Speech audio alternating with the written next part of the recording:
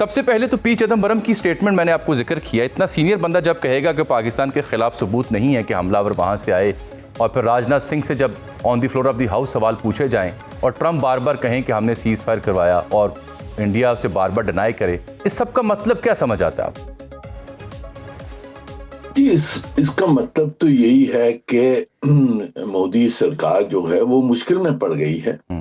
اپنی خود کی جو جھوٹی کہانی انہوں نے سنائی ہیں، اب ان کو انہوں نے اسٹیبلش نہیں کر سکے ہیں، اور پوری دنیا میں اور ہندوستان میں خود یہ سوالات اٹھائے جا رہے ہیں کہ جی آپ نے یہ جنگ کروائی اور جنگ میں آپ کا فیلئر ہوا، اور اس کا مطلب کیا تھا اور کیوں کروائی. اور میرے خیال میں یہ صحیح سوال ہیں جہاں پوری دنیا میں اٹھے ہوئے ہیں کہ یہ مودی نے ایگریشن کی ہے اپنی خود کی انٹرنل پرپسز کے لیے اور پاکستان کو دبانے کے لیے، اور دونوں چیزوں میں وہ فیل ہو گئے ہیں.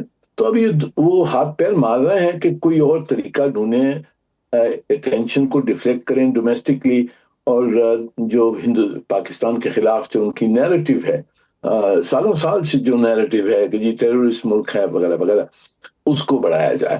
تو یہ کوششیں پہلے بھی کی ہیں انہوں نے. اب شاید وہ زیادہ سوفسٹیکیشن سے کریں. وہ پہلگام میں جو فالس فلیگ کیا تھا وہ تو بالکل ہی ایک ایمیٹر ٹائپ آف پلان تھا. تو شاید اب ان کی اور کوشش ہو زیادہ سوفسٹیکیٹڈ طریقے سے کریں، پر ان کے جو ارادے ہیں وہ تو صاف ہے، ظاہر ہے کہ وہ چاہتے ہیں کہ ڈومیسٹک اوپینین کو واپس اپنی طرف لے آئیں اور پاکستان کو جتنا وہ گندا کر سکیں وہ کریں. اچھا، ان دی ویک آف دس سوال جی، پہلگام سے آنورڈ جو پاک انڈیا کانفلکٹ ہوا، اب یہ نیا آپریشن مہادیو، اس سب کو دیکھتے ہوئے پوری آپ نے عمر گزاری ہے یورپ میں بھی، جاپان میں بھی، یو این میں بھی، سفارتکاری کے محاذ کو آپ نے دیکھا ہے. ان تینوں ایونٹس کو اکٹھا کیا جائے تو دنیا نے اس سے کیا پرسیو کیا ہے؟ کیا اس دفعہ سفارتکاری کے مشن پر پاکستانی موقف کو پذیرائی مل سکی، یا بھارت اپنا جو اثر رسوخ ہے اس کا استعمال کرتے ہوئے کوئی نمایاں طور پر اپنا موقف تسلیم کروا سکا ہے؟ جی، جیسے میں نے ذکر کیا، ہندوستان کی اس میں بہت بڑی ناکامی ہوئی ہے. شروع سے جہاں سے انہوں نے یہ پہلگام کی کہانی بڑھائی، اس میں جتنے بھی نقطے تھے جو کنٹرڈکشنز تھے وہ ایکسپوز ہو گئے ہیں. پھر آپریشن سندور کیا، اس میں بھی ان کو جواب ملا ہے پاکستان سے. 6-7 جہاز گر گئے ہیں، اور ہماری جو بنیاد مرصوص کی آپریشن تھا اس سے ان کو بہت نقصان ہوا، ان کے اڈوں پہ نقصان ہوا ہے، وہ اب نظر آ رہا ہے.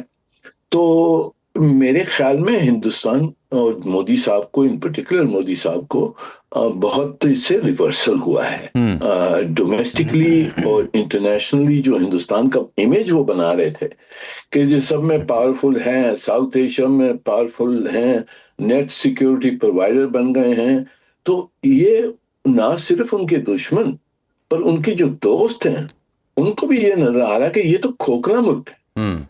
اور جو باتیں انہوں نے کی ہیں جس طرح سے وہ بالکل ایکسپوز ہو گئی. تو بہت اہم ریورسل ہوا ہے مودی کے لیے انٹرنلی اور انٹرنیشنلی. اب اس کو وہ ہاتھ پیر ماریں گے اس کو ریورس کرنے کے لیے. تو یہ سب کوششیں جاری ہیں. ہم سمجھتے ہیں کیا ہے، پاکستان ایک بہت اچھی پوزیشن میں ہے. ہماری جو کچھ ہم نے سچ بولا وہ اسٹیبلش ہو گیا ہے، دنیا مانتی ہے. جو ٹرمپ صاحب نے رول پلے کیا وہ بھی ہم مانتے ہیں، اور دنیا کو یہ نظر آتا ہے کہ جو کچھ پاکستان نے کہا ہے وہ کیا ہے، اور سچ باتیں کی ہیں، اسٹریٹ ٹاک کیا ہے. تو کریڈیبلٹی ہماری بڑھ گئی ہے. ہندوستان کی کریڈیبلٹی. منیر صاحب، آپ کو کیا لگتا ہے اس سب کو دیکھتے ہوئے کہ کیا ایک بار پھر یہ اپنی جو پبلک کو پلیز کرنے کے لیے یہ ادار ہے اس کو دوام دینے کے لیے مودی سرکار ایک اور فالس فلیگ آپریشن کر سکتی ہے؟ کیا یہ خطہ جو ہے کانفلکٹ زون ہی بنا رہے گا؟ آپ کو کیا دیکھنے سے محسوس ہوتا ہے؟ آپ کی تجزیہ کیا ہے اس معاملے میں؟ جی دیکھیں، جہاں تک کہ میری سمجھ ہے انہوں نے کچھ نہ کچھ تو کرنا ہے. کیونکہ بہت اہم ریورسل ہوا ہے انٹرنلی انٹرنیشنلی.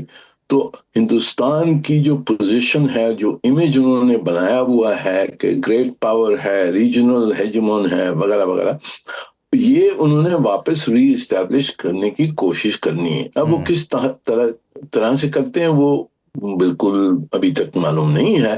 یا فالس فلیگ آپریشن کر کے پھر حملہ کریں، یا کوئی اور ایکسکیوز ڈھونڈ کر پاکستان کے خلاف ایکشن لیں، یا وہ سبورسو ایکشن جو بلوچستان میں فرنٹیئر میں جو کروا رہے ہیں اس کو انٹینسیفائی کریں، یا وہ سب چیزیں کر سکتے ہیں ساتھ میں. ایک طرف سے ٹیررزم پاکستان کے خلاف بڑھائے اور دوسری طرف سے کوئی ایکسکیوز ڈھونڈ کر ہمارے اوپر حملہ کرنے کی واپس کوشش کرے. تو یہ وہ ڈھونڈ رہے ہیں کہ کیا موقع ملے گا کہ ان کو واپس اپنی جو ڈومینیشن ہے، جو سپیریورٹی جو کہتے ہیں ہماری ملٹری پولیٹیکل گریٹ پاور ہیں، تو اس کو واپس اسٹیبلش کرنے کے لیے کیا کرنا چاہیے. وہ سب چیزیں، سب پلاننگ ڈھونڈ رہے ہیں کہ کوئی طریقہ نکلے اپنی کریڈیبلٹی واپس.